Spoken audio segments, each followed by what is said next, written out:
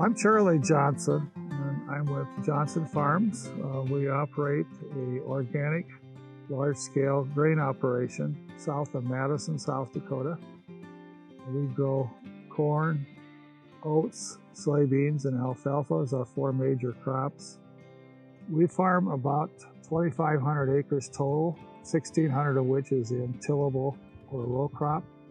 And we've been certified organic since the early 1980s. I think weed control and farming in general is an ongoing process. There is no such thing as a weed-free organic field. There's no such thing as a weed-free farm. So there's just some basic parameters like late planting, patience, diversity, rotation. Let that lineup play for you. There are a good 1 through 9 baseball team for you. With our rotation, we divide our tillable acres up into about 6 equal portions, which means there's about 300 acres in each part of that 6-year rotation.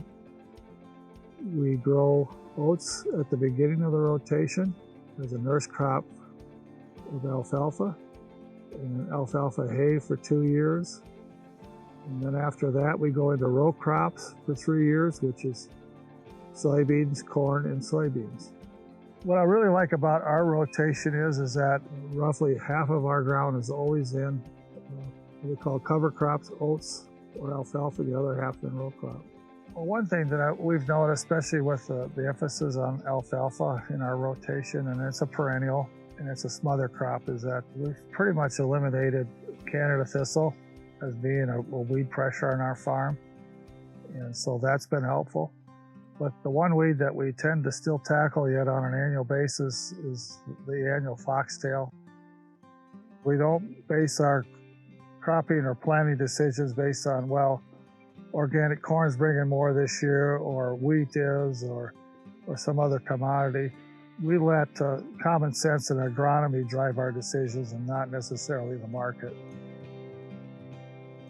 The number one rule that I say for row crop farming is plant late. Make sure that you've got soils that are warm and moist and that can create rapid emergence after they're planted. I've had some of my better crops, both from standpoint of yield and weed control, when they've been planted in late May or even the first half of June. One of the great advantages of planting late is that you're able to destroy or eliminate 1 or 2 or maybe even 3 crops of weeds before they come up and compete with the corn and beans. Also, with the rapid emergence that occurs in later part of May or early June, you're able to have row crops that come up real fast, which means you have an advantage of getting those crops growing and going before the weeds do.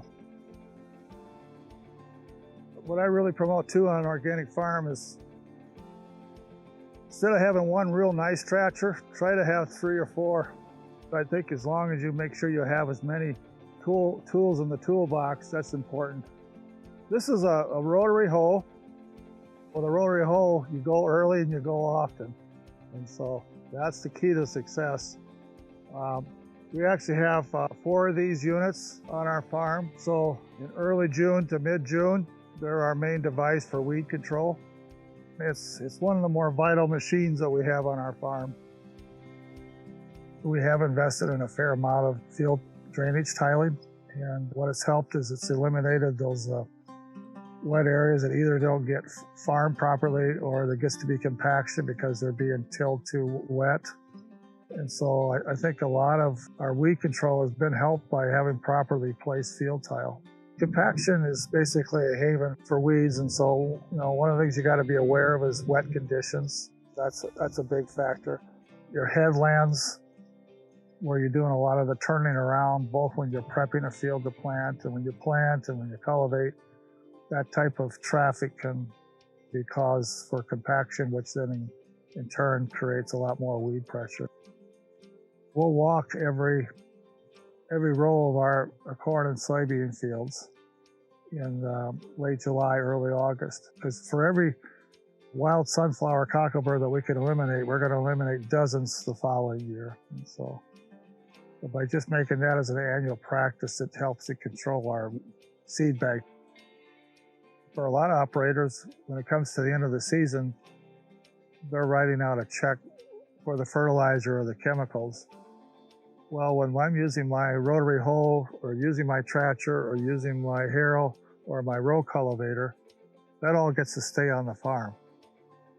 And so those are dollars and cents that stay on the farm versus me writing a check for inputs. So I really like the fact that like the 7200 that I have my rotary hoe on today, I bought it 6 years ago for $50,000.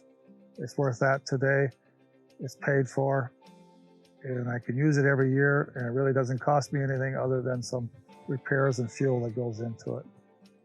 What the rotation does is it really reduces my risk in inputs, you know, because when fertilizer prices have tripled this year in a lot of cases throughout the country, my chicken manure went from 9 cents a pound to 10 cents a pound. Well, I can live with that. I don't have that tripling of fertilizer costs. I have alfalfa that's storing nitrogen for me for future crops. Soybeans to a lesser effect. I've got oats that are providing a smother crop, which is controlling weeds, which lowers the need for any chemicals down the road. The other thing I want to talk about from a sociological standpoint is, and it's not just because it's organic farming, but just because it takes more management, it takes more intensity, more observation. There's more people being involved on the farm. The farm our size, even though it's fairly large for organic, would probably only enable 1 or 2 people to be farming today from a commercial standpoint. Whereas with organic farming, we've got 4 full-time farmers involved. There's 3 brothers, Charlie and Alan and Kevin, and then my son Jordan. If we really want to look at the fact that we want to build our churches and schools back and have more community here and more of a small town, rural atmosphere, it doesn't necessarily have to be organic farming, but it just needs to be a farming that emphasizes more hands-on weed control, more hands-on diversity, more hands-on crop rotation, more hands-on emphasis on people.